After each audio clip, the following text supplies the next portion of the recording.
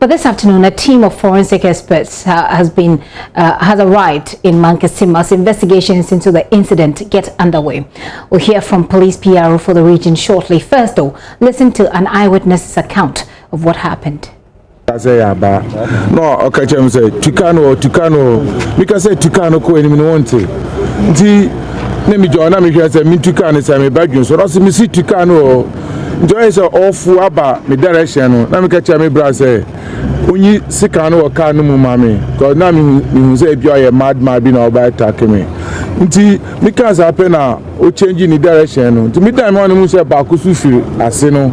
Car light na sini so also dimika kita the same dress touch ni bona ni na tuo ni kita no do be do mi chana omo mienu na surround me na ka say me full car no na me full no say me low me light no na me dim light na car parking no je ho ni say car ba ko su fi suru ha e sane je wa na me ti say omo so e shout no stop one you know about boat you no so omo e lead no na wa park here je ko ba sa no na tuo ni simi so saa na ode me ba be gina baby a mekanisi no no simi si no simi ndim gya no na me dum gya so dum light na me dum no ti mi si fo wa na say for sikaba na me yi ska wo no ho e hye me bottom no e de ma no si ni na no na me side to one side me yi de ho no ma no je ba sa na ba kuno so fa me passenger side e ko bie do no no si brana me na ni passenger na ye de ni na ma no no mo di to leading as aba e so ha be o mo de car na cross no na odin e be kan mo bufo mo no be len e ka ho ani de ba ku di to ni si agunti se ka ni piepe na o amoda na o mo dimrika na o mo akosela ni car no e pie wa sen so ana ase ofu no so dimrika na o mo metu a what you don no more than 50 omo doson ko ye defo mo no ni cho mu chom no omo ye me no ana me so omo doson omo betu Dubai 10 obi aso no din ka bobi edu na ka bi si ya me hu ka bia ba di corona e try e bedu ha na yisia private car ba ko yisia no nti e hu ka bia well yeah the cars no e ba omo de car na e ba na se car no on person ogina na omo shatu gina we nyina e be shutu we nyina e be shutu nti omo de ni sa fiase o sa na e be pa ye ho the opa ye ho no a woko enyim ho no na e ti se tuo no esu omo tutu ni sa ba tuo ni na omo guso tutu dada nti yempo ni enim se bia we kum obi ana se tu aka obi nti omo ye de oba nyina wie no last one oba ko omo tutu be 6 ansa na omo ko nti aye din be 30 to 40 minutes no na yehun se police fo no aba ansa ye start say yes so sorry itu omo kita ne de different from police fo no to no anu ye de pa ebi okra oto ba ko etumi 2 by 10 bullet ba ko na be to no etumi 2 by 10 the chairman me na me chairman Mankasim cargo station now me the Michael Kwanza. Yeah. Michael Kwanza is one of the surviving drivers. Essentially, he talked about he says more than 50 gunshots was hit by him, and that they took his money. And he narrates essentially what happened. Well, like I said this afternoon, the police forensic team has been visiting the crime scene. Take a look. Immediately, the MP arrived. He didn't know what has happened, so he arrived by the driver and asked him what is happening. And when he saw that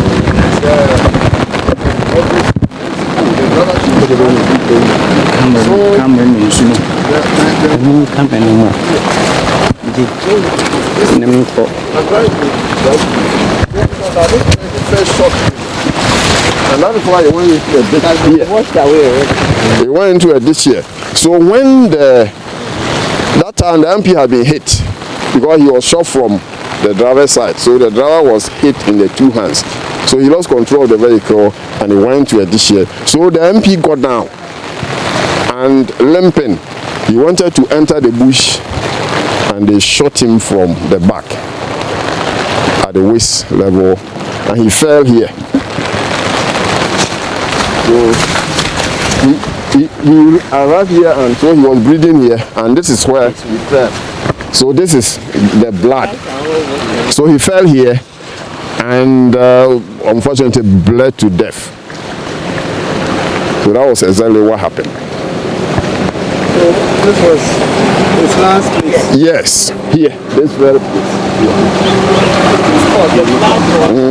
But when we came, the blood stain was plenty. It is only this rain that is washing it away. So that was what happened. So your point is that you had a number of vehicles? Yes, that time about 18 cars have been stopped here. Because the robbers stopped those cars.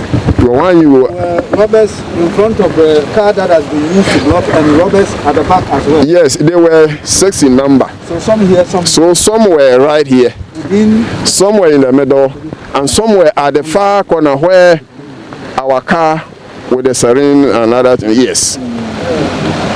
So that was how they positioned themselves. You are saying when the outrider, yes, the MP's outrider, yes, came all the way, the MP also followed him? Yes, but he was leading. So by the time the MP appeared at that place, the rabbi has marched the guy up to the middle there. Okay. So when MP arrived there, the rider was standing, one of the rabbis was behind him with a gun. Okay. So when the MP asked, rider, what is happening? What is happening? The guy was afraid, he couldn't talk. And so MP turned around, so then he said, driver, drive through. So he decided to meander his way up to this level, and he was shot here. So they were firing from all angles. So when we go to the car, you will see pellet holes everywhere on the car. But the one that got him first was shot from the driver's side. So he hit the driver in the 2 hands on the seat. So he lost control and hit the MP. But when we checked, we saw that from where the MP side, he was also hit because there were several shots there. So he got down here, wanted to enter the bush. Then they shot him and he fell here. Dick, how did you get there? But when we arrived, they have moved it there. So I want to believe it was the people, perhaps the sympathizers or party members who came to the scene, moved it there. But otherwise, it was immobilized here? Yes. In fact, we could have met it just here. Okay.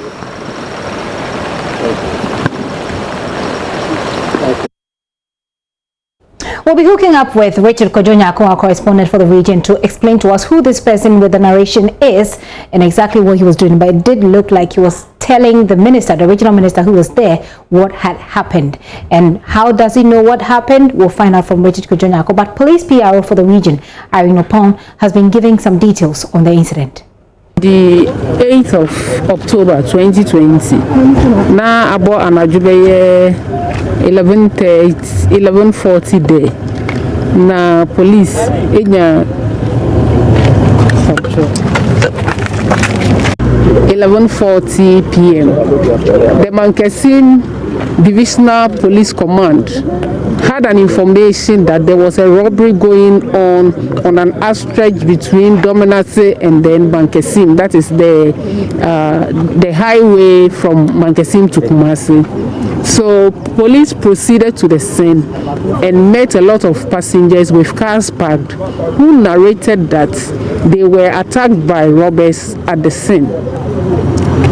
We also had the information that the MP for Mfantseman, that is Honorable Ekow Hayford, was also a victim in that robbery and he was shot dead. Currently, the body is at the morgue for preservation and also autopsy.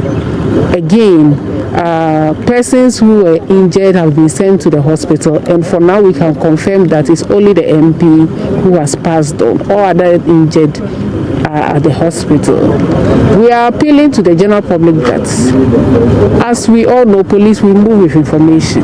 Anybody who have information about these incidents concerning the perpetrators involved, we are appealing to them to liaise with the nearest police station. Give us information that will help to facilitate our investigations. Again, currently the Regional Police Command has instructed and also taken over investigations from Mfantseman Divisional Headquarters, and investigations will be carried on at the Regional CID. So the case is still under investigation. Eyewitness speaks for the Central Region Police Command. Let's go over right now. As you know, this afternoon, the IGP or the Police Command issued a statement. In that statement, they talk about a 20,000 bounty that the police is offering to anybody who has information that can help unravel this mystery. Let me take you to the Central Region now. Richard Kojonyako is standing by. We wrap up with him on this story. Richard, let's start with the gentleman who was explaining to the regional minister the crime scene. What happened at the crime scene? Who is he? So he is the lead investigator in this case for the region, and he is the regional crime officer. So they have been briefed adequately by the Mfantseman Divisional Police Command. In fact, when the matter broke, they came all the way from Cape Coast, supported their colleagues at Mfantseman, went to the hospital, spoke with the victims, those who are currently recuperating at a hospital, other eyewitnesses. So they have, made all these accounts, and that is what gives him that confidence to give these details to the general public. And so when he was giving this narration, then the team from the national headquarters also arrived to also beef up the regional crime division to further hunt these suspected criminals down. And so this is the regional police crime officer. Richard, let's find out what else has happened. I mean, since morning, it's been a lot of crying and wailing in at the residence of the Member of Parliament. Has the party in the region spoken? What else has happened? What is the latest development? Well, so Gifty, a lot has gone on today away from the family house where his residential facility proper. People trooped into that facility. You could barely get a place to even step because everyone has something to say about this man they describe as the one who was carrying the developmental agenda of the Mfantseman constituency on his shoulders. They pointed to the various infrastructural projects that he was spearheading, the drainage system. You remember the Mfantseman flooding. So they say that it had to take him to get the thing done, and currently it's under construction. That particular stretch of the road that this incident happened, he's continuing the project, and this place has been there. It's an untarred road, undulating, not motorable, so a lot of robberies occur on that particular road, but currently it's under construction. You could see from the various shoulders of the road that they are constructing the drainage that will go with the actual construction for the tarring of the road. Okay. So far, the party in the region have been to the mother's residence. In fact, the mother is about 80-year-old. Tears were streaming down. The mother is 80 years old. Tears were streaming down her cheeks. It was led by the regional party chairman, Robert Kutin, the regional secretary, and his colleague MPs from the region, Kennedy Japan. We have Afenyo Markin. We have other people, the Kumfi MP, and other people from the region. They came to also console or to condole with the family. We also had ministers of state. The transport minister was there. The regional minister also visited the family and assured them that government is in support of whatever decision they take to enable them, prepare for the final funeral rites of this late MP. And so that is what the party has said about it. Okay. Nothing has really been said about the elections, who is supposed to step in his stead, because today is the closing day for the nominations. But I know that the party might have